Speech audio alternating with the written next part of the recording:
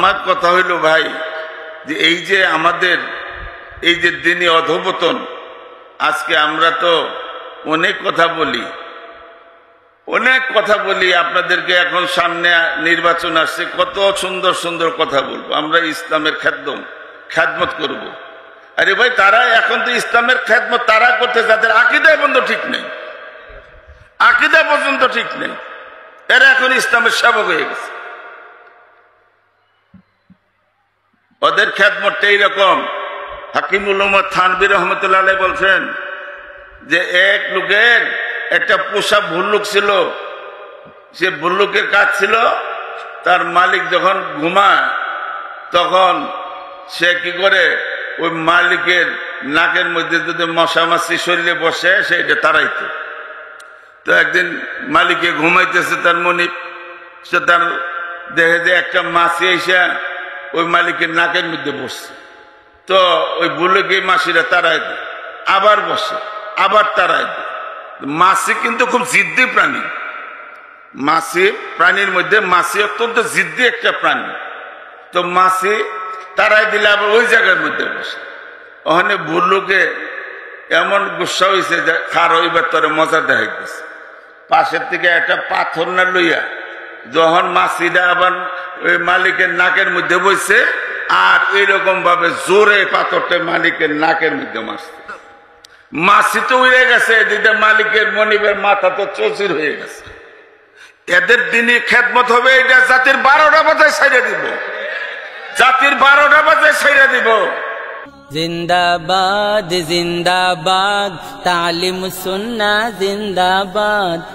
আমার শেখ মুর্শিদ মহিউসুন্নাহ শাহ আবরাল হক রহমতুল্লাহ আলাইহি, উনার কাছে আমরা যখন যাইতাম তখন দেখতাম যে অনেক বড় বড় শেখুল হাদিস,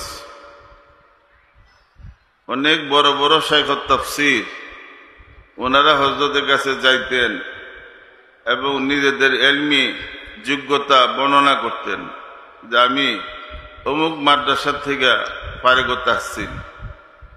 তো হযরত বলতেন যে আপনার নুরানি কায়দা কার কাছে পড়ছে? শেখুল হাদিসদেরকে প্রশ্ন করে যে নুরানি কায়দা কার কাছ থেকে পড়ছে, এটা জিজ্ঞাসা করে। তো সেইখানে আপনার সেই আমরা তো থানা ভবনের সেই নমুনা দেখি নাই, এটা দেখছেন আমাদের দেশের হযরত মাওলানা আতাহারী সাহেব রহমতুল্লাহ আলাইহি, হযরত হাফিজ হুজুর রহমতুল্লাহ আলাইহি, এরকম সদর শামসুল হক ফরিদপুরের রহমতুল্লাহ আলাইহি, পীরজি হুজুর রহমতুল্লাহ আলাইহি, হযরত মাওলানা হাবিবুল্লাহ সাহেব রহমতুল্লাহ, মকসুদুল্লাহ সাহেব রহমতুল্লাহ, ওনারা দেখছেন ওইখানকার নকশা নমুনা। আব্দুল ওয়াহাব সাহেব রহমতুল্লাহ আলাইহি বানি হাটহাজারী, তো ওনারা ওইখানে নকশা দেখছেন। তা আমরা যখন হাত ধুয়ে যাইতাম তখন সেখানে দেখতাম যে বাংলাদেশের এবং অন্যান্য দেশ থেকে যত বড় বড় আলেম ওলামারা আসছে, এমনকি পাকিস্তানের আমাদের হযরত আলা রহমতুল্লাহ আলাইহির বিশিষ্ট খলিফা, যাকে রুমিয়ে জামান বলা হয়, হযরত মাওলানা হাকিম আখতার সাহেব রহমতুল্লাহ আলাইহি, উনার মতন মানুষ, উনি পর্যন্ত সেই আশরাফুল মাদারিস হারদুইতে গিয়া আপনার সেখানে এই একটা নুরানি কায়দা এবং একটা কাপি মানে একটা খাতা নিয়ে উনিও এই দৈনিক যতদিন ওইখানে থাকতেন ততদিন ওইখানে ওই মক্তবের ছাত্রদের সাথে গিয়া ওই নুরানি কায়দা মস্ক করছেন এবং এটা পরীক্ষাও দিতে হইত। এগুলি পরীক্ষাও দিতে হইত। খাতার মধ্যে আপনার যারা উস্তাদ ওনারা লিখত যে এটার মস্ক হয়েছে, সহি হয়েছে, আবার যদি সহি না হয় তাহলে আবার ইয়াদা করে দিত, যা আবার মস্ক করে আসে, আবার শুনাইত। তো সেইখানে যারা বিশেষ করে ওলামায়ে কেরাম, ওনাদের তরক্কি নেওয়া খুব কষ্ট ছিল, তাদেরকে সহজে তরক্কি দিত না। আর আমাদের মতন একেবারে জাহেল যারা, আমাদেরকে সহজে তরক্কি দিয়ে দিত, জানে যে এই তো আর কোরআনের খেদমত করবে না, আমাদের তরক্কি দিত। মাঝে মানে খুব রাগ করত। এবং ওইখানে হযরতের এখানে যে আপনার এর জন্য আলাদা কোনো নিজাম ছিল না, ওই মক্তব না যারা হেফজখানার উস্তাদরাই আপনার তাদেরকে শুধু তাদের পরীক্ষা নিত আর মস্ক করতে হইতো ওই নুরানি না যারা ছাত্রদের কাছে আমাদের আকাবেরদের ইসলাহের তরিকা এটাই ছিল। ঠিক থানা ভবন এই নকশা ছিল। হযরত হাজী সাহেব রহমতুল্লাহ আলাইহির কাছে যারা যাইতেন ঠিক তাদেরকে এই কোরআনের মেহনত করাইতেন, নুরানি কায়দার মেহনত করাইয়া, নুরানি কায়দার মেহনত করে ওনাদেরকে এরকম ভাবে ওনাদেরকে এরকম ভাবে খেলাফত দিয়ে দিতেন। এখানে এরকম ছিল না যে আজকে 1000 দানা তসবিহ এটা জপ হয়েছে কিনা, কত 1000 বার পড়ছে, এটা না, কোরআনের উপরে মেহনত। আলহামদুলিল্লাহ সে নকশা ওইখানে দেখছি। তো সেখানে দেখার পরে থেকেই মনের মধ্যে এই পিপাসা, আমাদেরকে আজান মস্ক করাইতো। একদিন আমি ফজরের নামাজের আজান দিতেছি, আমারে বললো যে তুমি আজান দাও, আজানে লাগাই দিল। তো আমি ফজরের নামাজ আজান দিতেছি, যখন আজান দিয়ে শেষ করলাম দিয়ে হযরত আমার পিছনে দাঁড়ায় রয়েছে, দেখেন কিরকম নেগরানি করত। পরে আমারে ধরছে, এই যে তুমি আজানের সময় যে তুমি ইয়ে করলা হাইয়া আলাস সালাহ এরকম সিনা ঘুরাই ফেলাইছে, হাইয়া আলাল ফালাহ সিনা ঘুরাই ফেলাইছে। বলে তুমি সিনা ঘুরাইলা কেন? তুমি তো শুধু চেহারা ঘুরাইবা, সিনা ঘুরাইলা কেন? হযরতে দেখেন কিরকম ভাবে নেগরানি করত, প্রত্যেকটা কদমে কদমে নেগরানি করত।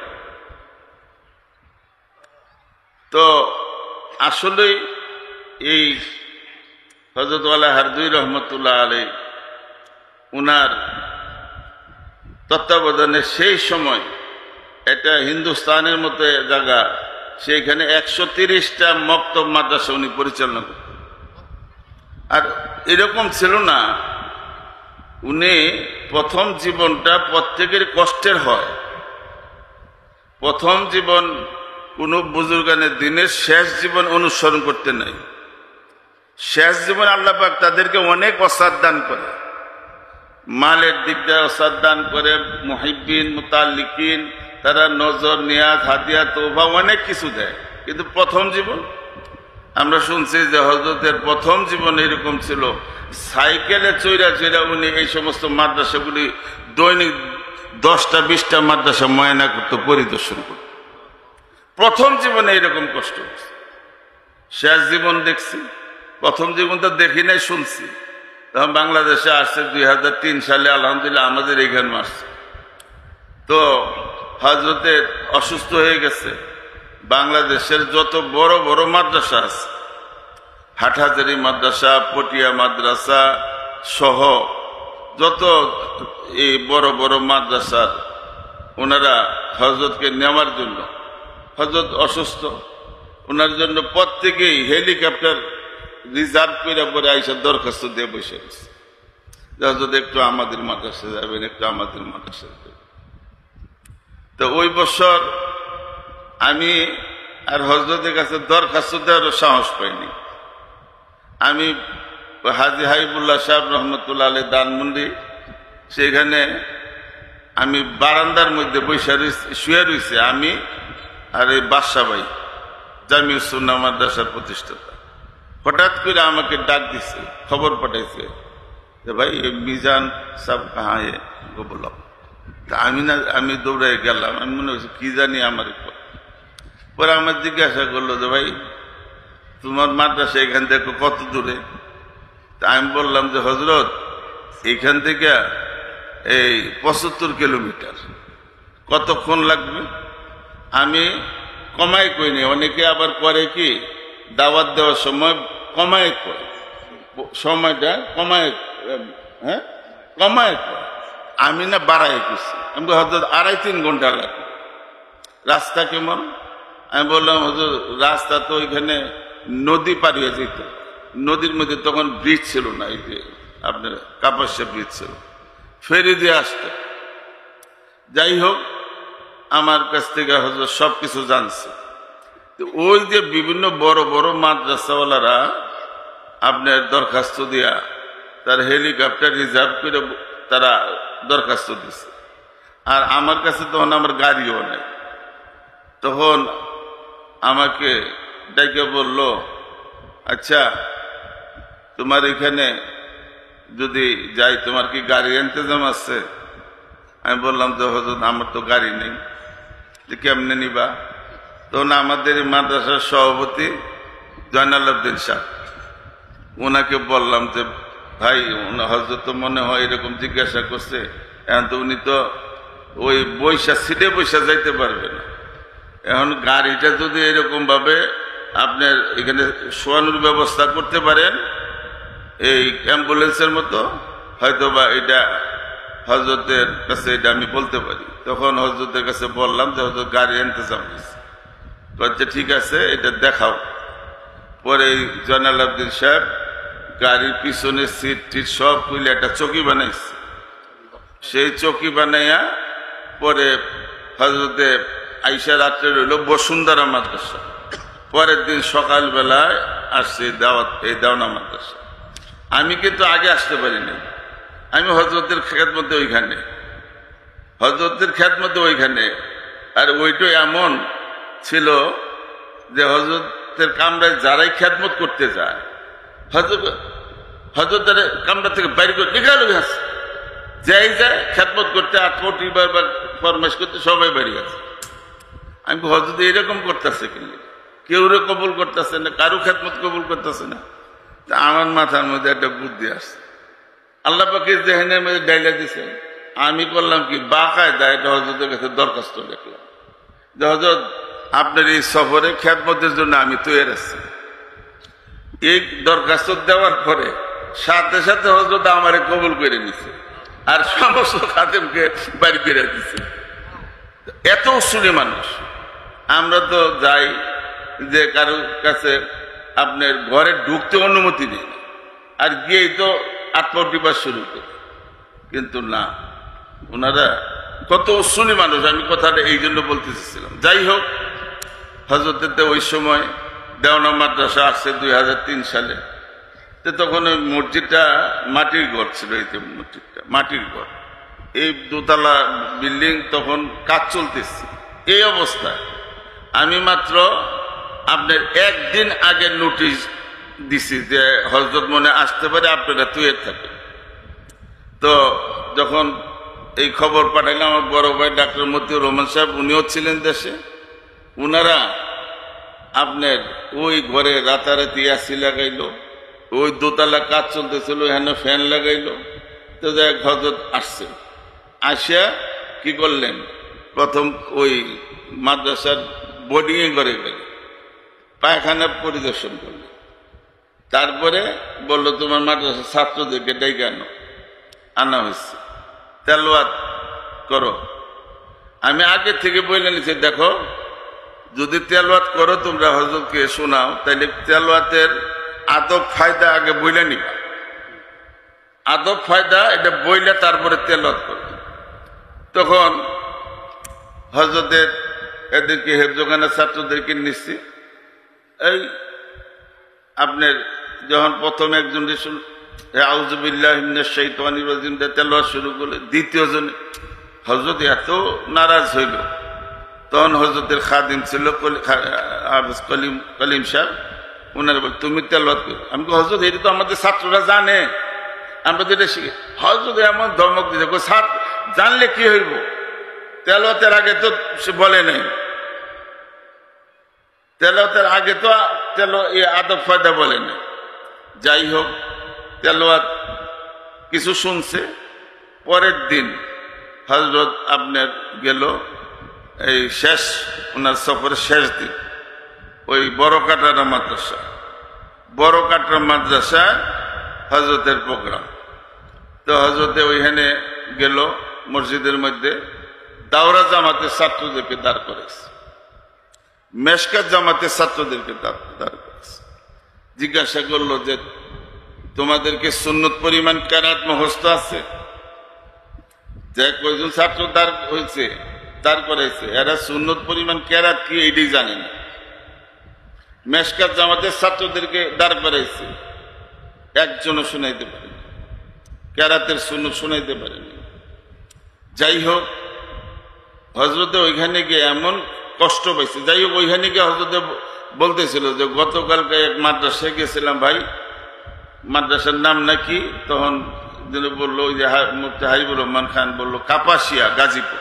হ্যাঁ ভাই, কাপাসিয়া গাজীপুর। মাশাআল্লাহ, মাদ্রাসা দেখছি, মসজিদ দেখলাম, মাদ্রাসার পরিবেশ দেখা, জি বহুত খুশ হওয়া, অন্তর বহুত খুশি হয়েছে। এইসব মাদ্রাসা বহুত কম নজর রাখে, এই ধরনের মাদ্রাসা বহুত কম নজরে আসে।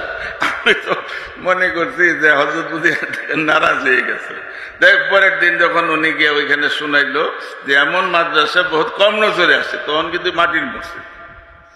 যাই হোক, তা আমার কথা হইলো এটা, তো হযরতের একটা কিতাব রাসাইলে আবরার, রাসাইলে আবরার, এই কিতাবটার মধ্যে একটা হাদিস হযরতে আছে। সেই হাদিসটা আমি আপনাদেরকে পড়ে শুনাইতে চাই।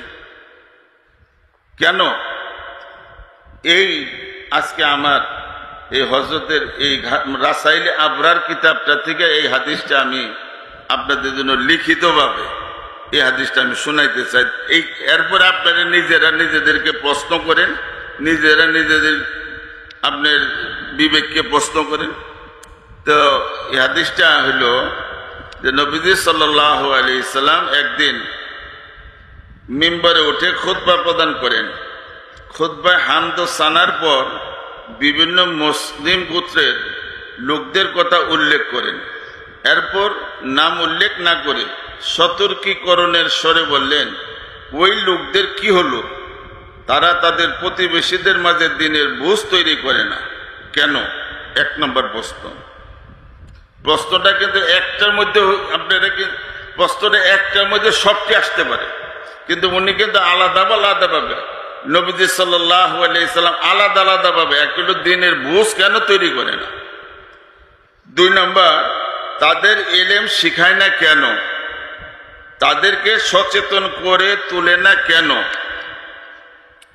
তাদের নেক কাজের হুকুম করে না কেন? মন্দ কাজ হতে নিষেধ করে না কেন? এটা হইল এই এক শ্রেণীর লোকদের। আর ওই লোকদের কি হলো? তারা তাদের প্রতিবেশীদের কাছ থেকে ইলম শিক্ষা করে না কেন? এটা হইল আরেক তক্কা। তাদের কাছ থেকে দিনের বুঝ অর্জন করে না কেন? তাদের কাছ থেকে সচেতনতা শিখে না কেন? আল্লাহর কসম, প্রত্যেক গোত্র তাদের প্রতিবেশীদের অবশ্যই ইলম শিখাবে, অবশ্যই তাদের মাঝে দিনের বুঝ তৈরি করবে, অবশ্যই তাদেরকে সচেতনতা শিক্ষা দেবে, তাদের নেক কাজের কথা বলবে, মন্দ কাজ থেকে নিষেধ করবে, এবং অবশ্যই প্রত্যেক গোত্র তাদের প্রতিবেশীর কাছ থেকে ইলম শিখবে, তাদের কাছ থেকে দিনের বুঝ অর্জন করবে, তাদের কাছ থেকে সচেতনতা শিখবে। যেই নিজের দায়িত্ব পালন না করবে, আমি তাকে দুনিয়াতে শাস্তি দেব। আজকে দেখেন আরো এই একই হাদিস নবীজি সাল্লাল্লাহু আলাইহি সাল্লাম পরবর্তীতে যারা সাহাবায়ে কেরাম, যা আপনি কাদেরকে উদ্দেশ্য করে বলছেন, তারপরে উনি একই হাদিস মানে তিনবার একই হাদিস ওই সাহাবায়ে কেরামকে শুনাইলেন। তো এখানে আপনার আমার যে বিষয়টা, যে সমস্ত আম্বিয়া আলাইহিস সালামের যেটা সুন্নতে জারিয়া, আল্লাহ পাক ফরমান ওয়া আনজির আশিরাতাকা আকরাবিন। আল্লাহ তাআলা আল্লাহর হাবিব সাল্লাল্লাহু আলাইহি সাল্লামকে আদেশ করছেন যে আপনার যারা আকরাবিন, আপনার পরিবার নিকটতম যারা, তাদের মধ্যে সচেতনতা সৃষ্টি করে। অন্য এক আয়াতে ওয়া'মুরু আহলাকা বিস-সালাতি ওয়াসতাবির আলাইহা, নবীজি সাল্লাল্লাহু আলাইহি ওয়াসাল্লামের উপরে এই হুকুম ছিল যে আপনি আপনার পরিবার পরিজন তাদেরকে কি করে নামাজের আদেশ করেন এবং আপনি এর উপরে কায়েম থাকেন। নবীজি সাল্লাল্লাহু আলাইহি ওয়াসাল্লামের পরিবারের লোকজন তাদের ফজিলত সম্পর্কে তো উলামায়ে কেরাম বয়ানই করছে, কিন্তু তাদেরকে পর্যন্ত নবীজি সাল্লাল্লাহু আলাইহি ওয়াসাল্লামকে আদেশ করছে যে তাদেরকেও নামাজের আদেশ করে।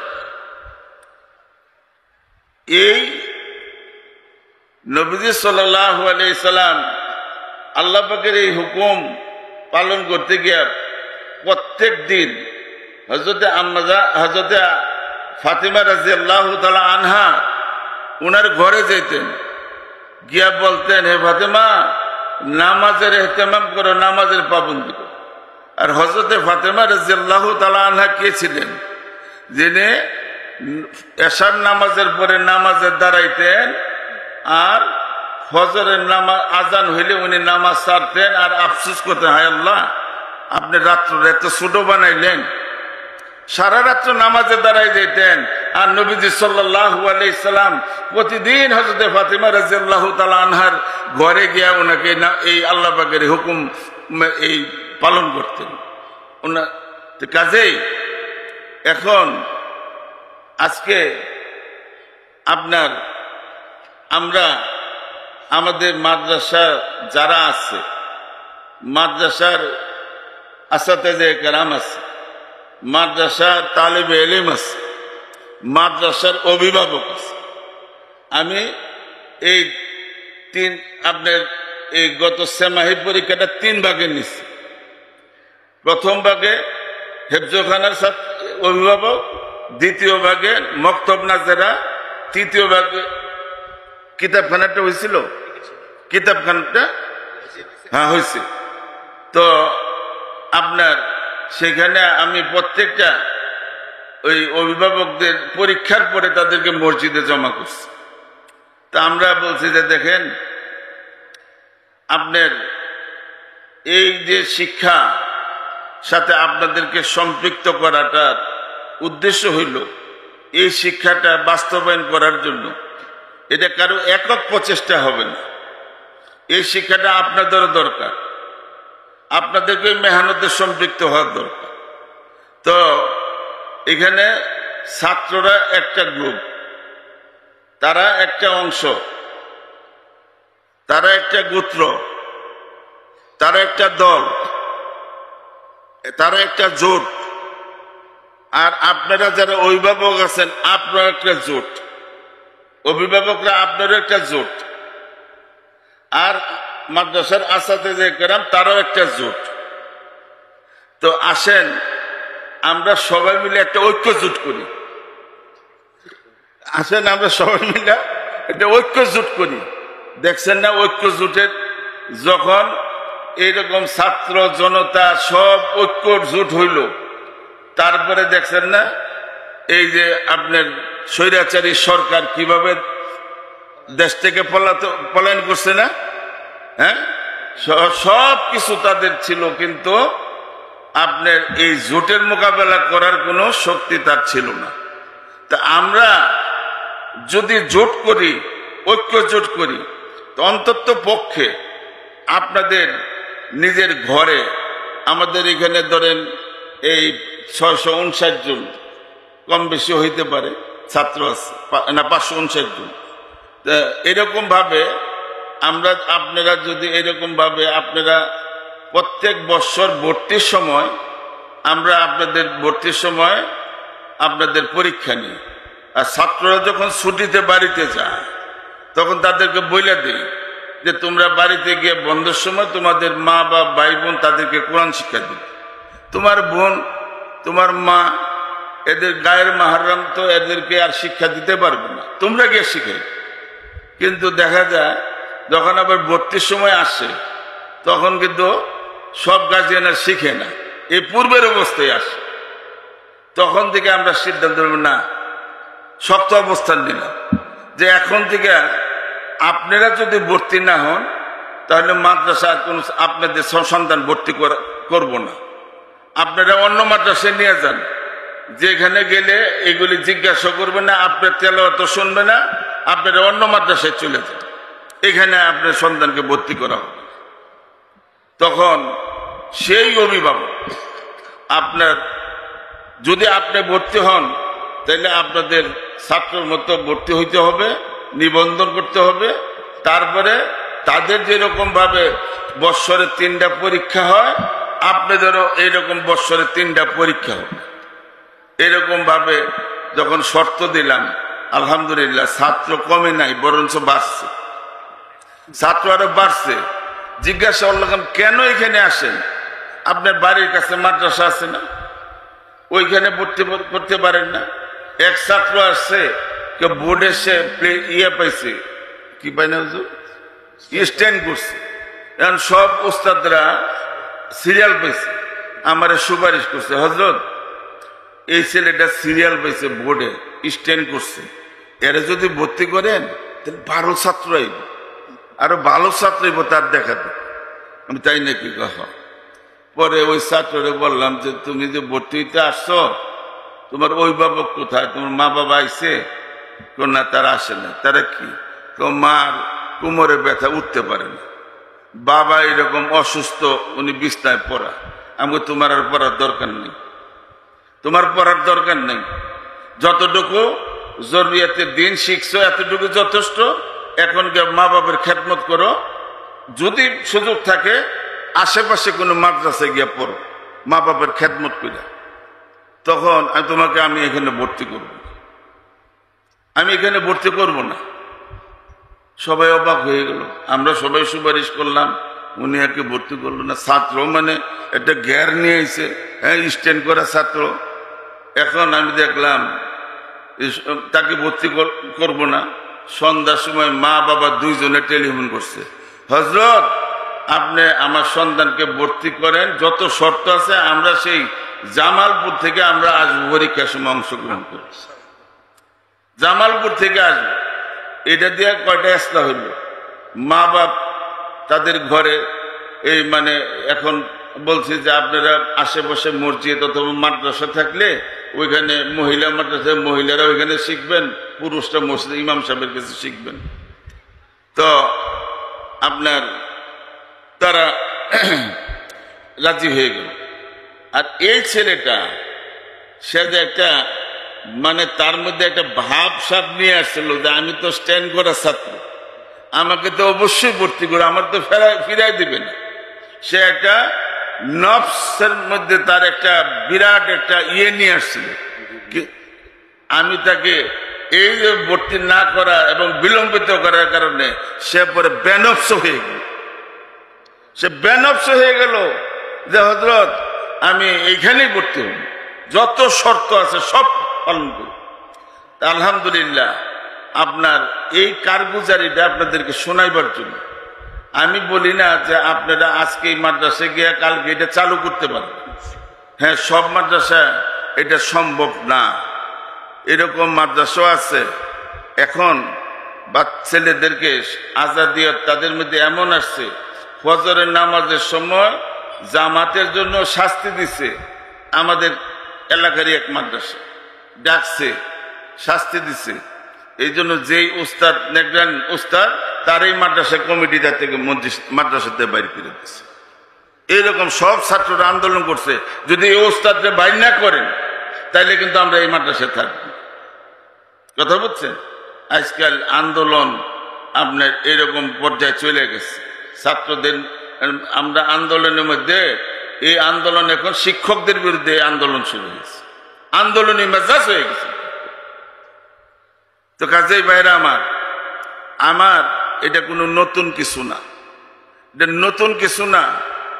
এটাই আমাদের হযরতে আম্বিয়া আলাইহিস সালামের সুন্নতে জারিয়া, এটা আমাদের নবীজি সাল্লাল্লাহু আলাইহি সাল্লামের সুন্নত।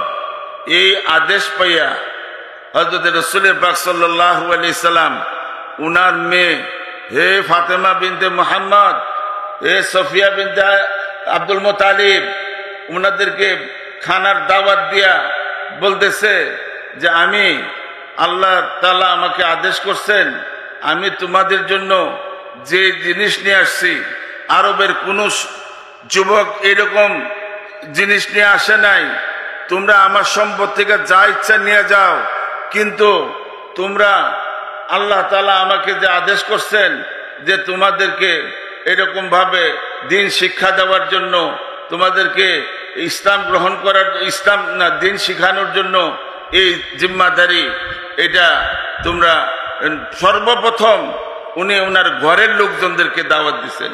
এবং সমস্ত আম্বিয়া আলাইহিস সালামের এইটাই সুন্নতে জারিয়া ছিল যে তারা নিজের ঘরের থেকেই সর্বপ্রথম দিনের দাওয়াতের কাজ শুরু করছে।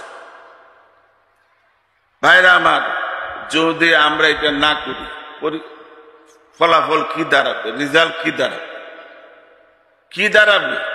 আল্লাহ পাক তো অন্য আয়াতে কারিমার মধ্যে আল্লাহ ফরমান, ইয়া আইয়ুহাল্লাযীনা আমানু কু আনফুসাকুম ওয়া আহলিকুম নারা, হে ঈমানদারগণ, তোমরা নিজে বাঁচাও জাহান্নামের আগুন থেকে, এবং তোমার অধীনস্থ পরিবার পর্যন্ত তাদেরকে জাহান্নামের আগুন থেকে বাঁচাও।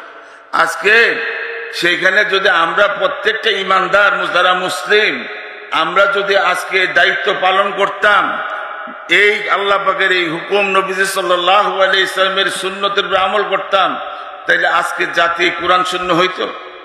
আমার আগে মাওলানা মুস্তাকিম বিল্লাহ বলছেন না কোন বলছেন যে আজকে উম্মত কোরআন শূন্য হয়ে গেছে। শূন্যতা তো একটা মাত্রা আছে, অন্য কোনো ব্যাপারে যদি এই শূন্যতা সৃষ্টি হয়, আজকে সকাল থেকে কারেন্ট নেই, আমরা কত পেরেশান, বিদ্যুৎ বিভাগের সাথে যোগাযোগ করতেছি, পানি নাই, নানান রকমের সমস্যা সৃষ্টি হয়েছে, নানান রকমের ইন্তেশার সৃষ্টি হয়েছে। কোন জায়গায় যদি পানি না বন্ধ, লাইন বন্ধ হয়ে যায়, বিদ্যুৎ বন্ধ হয়ে যায়, ওই এলাকার লোকেরা আন্দোলনই হয়ে যায়। কিন্তু আজকে জাতি কোরআন শূন্য হয়ে গেছে। আজকে আপনার যে 2% মুসলমানের সন্তানরা শুধু মাদ্রাসায় শিক্ষার জন্য আসে, তার মধ্যে কওমি এবং আলিয়া এই মিলা, কিন্তু আলিয়া মাদ্রাসা কতটুকু কোরআন শিক্ষা দেওয়া হয় এটা আপনারা ভালো জানেন। কিন্তু আমাদের কওমি মাদ্রাসার মানে জাতির ধরেন 2%ই মাদ্রাসায় আসে, আর বাকি 98% সন্তান মুসলমানদের সন্তান। তারা কোথায়? তারা তো স্কুলে যায়, তারা তো স্কুলগামী। আজকে এই অবস্থা যদি চলতে থাকে তাহলে কি হবে? 98% থেকে স্কুলগামী, আগামীতে এরকম হইতে পারে, সেটা আরো পার্সেন্টেজ কমতে এরকম হইতে পারে, একেবারে এটা শূন্যের কোঠায় চলে আসতে। আজকে যারা আমরা মাদ্রাসা খুইলা বসে রয়েছি যে আমাদের কাছে তো ছাত্র আসবেই, ছাত্র আসলে আমরা পড়াবো। এখন নবীজি সাল্লাল্লাহু আলাইহি সাল্লাম যে এখানে সতর্ক করছেন যে তোমাদের কি হইল, কেন তোমরা তাদের মধ্যে দিনের বোঝ পয়দা করো, কেন তাদের মধ্যে সচেতনতা সৃষ্টি করো না, কেন তাদেরকে দিন শিখাও না, কেন তাদের মধ্যে সৎ কাজের আদেশ অসৎ কাজের নিষেধ করো না? যদি না করো, নবীজি সাল্লাল্লাহু আলাইহি সাল্লাম কসম করে বলছেন, আমি অবশ্যই আল্লাহ পাকের আযাব তোমাদের উপর নাযিল করব। তো ভাইরা আমার, আমরা কি আল্লাহ পাকের আযাব গজবে ধ্বংস হইতে রাজি আছি? হ্যাঁ, আজকে এই শূন্যতা সৃষ্টি হয়েছে। আজকে যদি প্রত্যেকটা মাদ্রাসা আত্রাফ এলাকার মানুষ তাদের পিছনে যদি এরকম ভাবে মেহনত করে, তাহলে এই বর্তমানে আমাদের মাদ্রাসাগুলো হয়ে গেছে চেরাগের তলে অন্ধকার। মাদ্রাসার এলাকার আশেপাশের মানুষ এই মাদ্রাসা চালু করার ধরেন এই 34-35 বছর হয়ে গেছে, কিন্তু এখনো দেখা যায় মাদ্রাসার আশেপাশের মানুষ তারা মাদ্রাসাতে কোনো উপকৃত হয় না। এই 34-35 বছর আগে তাদের দিনী হালত যেরকম ছিল, এখনো তারা ওই অবস্থায় আছে, বরঞ্চ জাহালাত আরো বাড়ছে, মূর্খতা আরো বাড়ছে। আমরা হেফাজতের সময় দেখছি, যখন হেফাজতে আল্লামা শফি রহমতুল্লাহর নেতৃত্বে আমাদের এই মাদ্রাসা, বিভিন্ন মাদ্রাসার ছাত্ররা সেই শাপলা চত্বরে গেল, এই এলাকার মানুষ তারা আমাদের বিরুদ্ধে অবস্থান নিচ্ছে। আমাদের বিরুদ্ধে অবস্থান নিচ্ছে যে এই মাদ্রাসাতে ছাত্র গিয়া ওইখানে আপনার ওই শাপলা চত্বরে গেছে। এই এলাকার মানুষ কেন? ওই যে তাদের মধ্যে দিনের বুঝ নেই, তাদের মধ্যে দিনের বুঝ নাই। আমরা তাদেরকে দিনের বুঝ, তাদের মধ্যে দিনের বুঝ পয়দা করতে পারি নাই, তাদেরকে সচেতন করতে পারি নাই, আমাদের কাজের সাথে তাদেরকে সম্পৃক্ত করতে পারি নাই। যদি করতে পারতাম তাহলে কি তারা মাদ্রাসার বিরুদ্ধে অবস্থান নিত? আমি তো বলি যে আমরা যারা মাদ্রাসা নিয়ে আসছি, আমাদের জনগণের কাছে দুইটা সম্পদ আছে আর আমাদের কাছে একটা সম্পদ আছে। তাদের কাছে যে সম্পদ, একটা হলো তাদের সন্তান, আরেকটা হলো তাদের সম্পদ। আমরা যদি তাদেরকে একটা দেই তাহলে তারা আমাদেরকে কয়টা দিবে? দুইটা দিবে। তাদের সম্পদ দিব, সন্তানও দিব। এই জন্য ভাইরা আমার, সময়ের যুগের সময়ের চাহিদা, আজকে মাদ্রাসার শিক্ষা যে দিন দিন যে সংকুচিত হইতেছে। অনেক মাদ্রাসা এখন দেখা যায় এমন এমন অ্যাডভার্টাইজ দেয়, এগুলি কওমি মাদ্রাসার দস্তুরের মধ্যে নাই, এগুলি বিভিন্ন প্রাইভেট মাদ্রাসা থেকে আমাদের কওমি মাদ্রাসার মধ্যে এসে গেছে। হ্যাঁ, যে এই মাদ্রাসায় পড়লে তাদেরকে যদি স্টার মার্ক পায় তাদেরকে উমরা করানো হবে, তাদেরকে এই বৃত্তি দেওয়া হবে, তাদেরকে উন্নত মানের খানা দেওয়া হবে। এইগুলি এখন বর্তমানে কওমি মাদ্রাসার, বিভিন্ন কওমি মাদ্রাসাতে এই ধরনের পোস্টার করে ভর্তির সময় এই ধরনের অ্যাডভার্টাইজ চালু হয়েছে। হয় নাই? তাহলে বোঝা গেল 3 জন ছাত্র উমরা করতেছে। কোন মাদ্রাসা? করছে। হ্যাঁ, 3 জন উমরা। এক মাদ্রাসার স্ট্যান্ড করার কারণে 3 জন ছাত্র এখন, হুজুর যেহেতু ওই বিভাগের উচ্চ পদে আছে, জন্য হুজুর 3 জন ছাত্র এখন এই স্ট্যান্ড করার কারণে এখন উমরার মধ্যে আছে। কথা বলছেন? তা আমার কথা হইল ভাই, যে এই যে আমাদের এই যে দিনই অধঃপতন, আজকে আমরা তো অনেক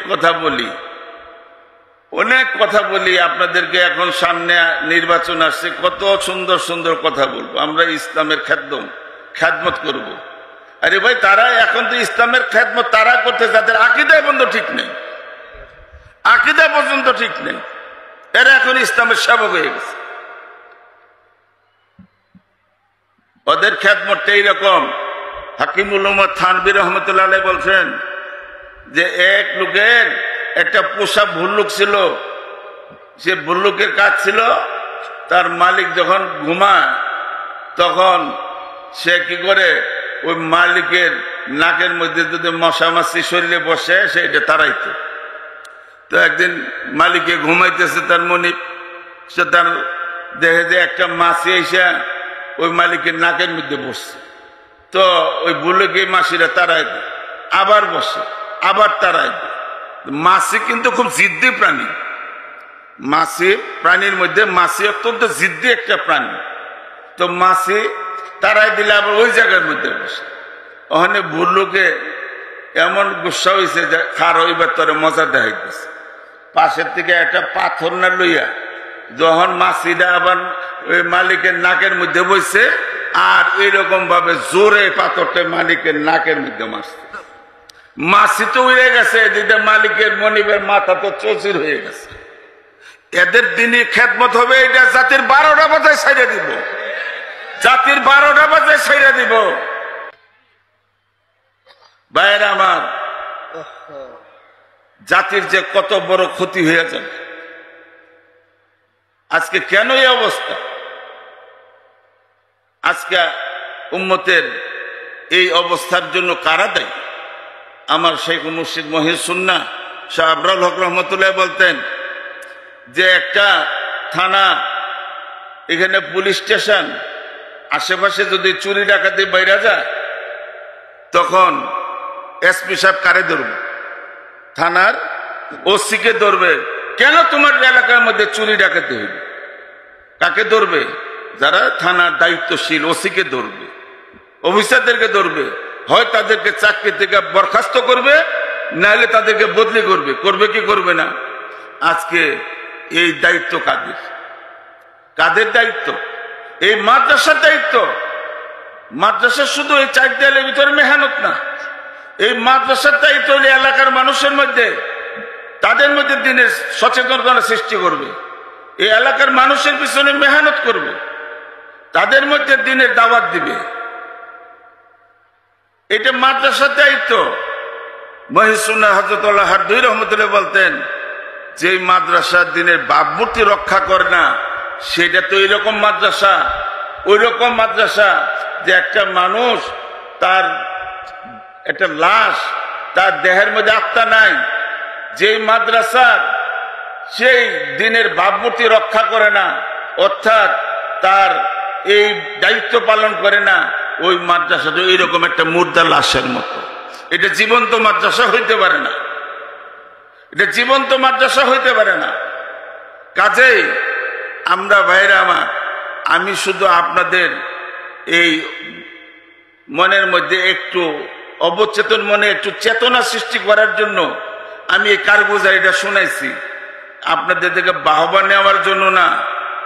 যে ইচ্ছা করলে যদি আপনারা আপনাদের যে মাদ্রাসার যে সমস্ত তালেবে ইলম আছে তাদের মাধ্যমে বন্ধের সময় যদি তাদেরকে হেদায়েত দিয়ে দেন যে তোমাদের ঘরে গিয়ে তোমরা তোমার পিতামাতা ভাই বোন তাদের কোরআন শিখাইবে, আর ভর্তির সময় তোমাদের পিতামাতাকে আনতে হবে, ঘরে গিয়ে কাজ করো, মেহনত করছো কিনা এটা কিন্তু যাচাই হবে।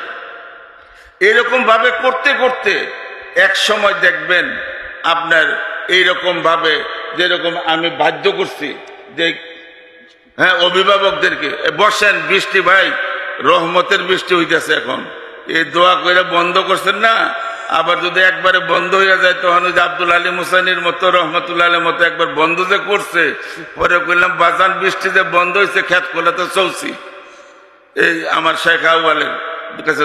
যাই হোক, এখন আপনাদের কাছে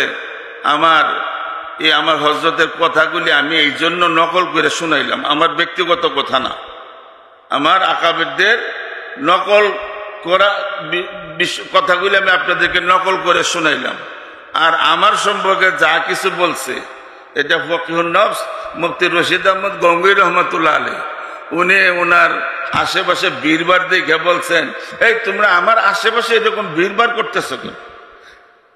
হয়তো তখন বললেন যে দেখো তোমাদের সুধারণা, এক ডাকাত ছিল এরকম, সে ডাকাতি করে জীবিকা নির্বাহ করত। তখন দেখলো যে পিরানি ব্যবসা খুব জমজমাট, কোনো কিচ্ছু লাগে না, পীর হইলে আর কিছু লাগে?